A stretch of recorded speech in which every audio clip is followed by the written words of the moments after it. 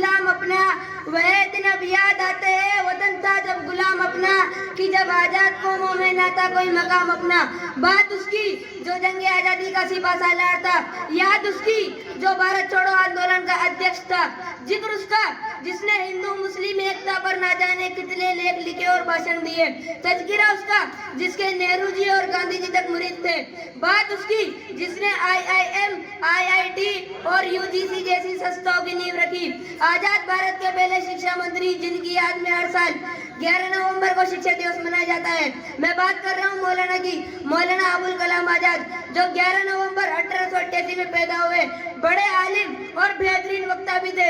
लेखक ऐसे थे कि आपके लेख सीनों में आजादी की जोत जला देते थे। आजादी के आंदोलन में बढ़ चढ़कर हिस्सा लेने की वजह से अंग्रेजों के निशाने पर रहते थे। उन्हें बार बार जेल की सलाखों के पीछे डाल दिया जाता था।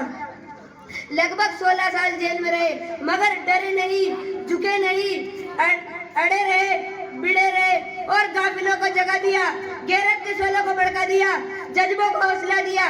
इसीलिए किसी शायर ने कहा है कि जो थे गफलत के गर्क उनको सदा देता हुआ उठा, कि वो गैरत के शोलों को हवा देता हुआ उठा। जो थे जज्बात बस मुर्दा जवानी बख्श दी उनको, और जो थे ठहरे हुए दारे रवानी बख्श दी उनको। मौलाना आजाद किसी जुमलेबाजी का नाम नहीं है, बल्कि वो तो एक ऐसा चमकता हुआ तारा था जो भारत के आसमान पर इसीलिए निकला था कि भारत की आजादी का रास्ता आसान कर सके, और देश बढ़ रहा था।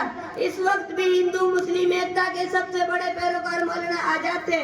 वो ये कहते थे कि मैंने अपना सबसे पहला लक्ष्य हिंदू मुस्लिम एकता रखा, क्योंकि इसके बिना एक सफल राष्ट्र का निर्माण नामुमकिन है।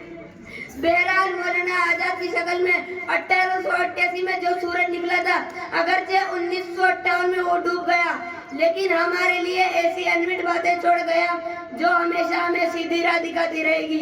वो तो बाकी न रहा उसकी मगर याद रहे, वो तो बाकी न रहा उसकी मगर याद रहे, हर कदम पेशे नजर उस वो आजाद रहे। जय हिंद।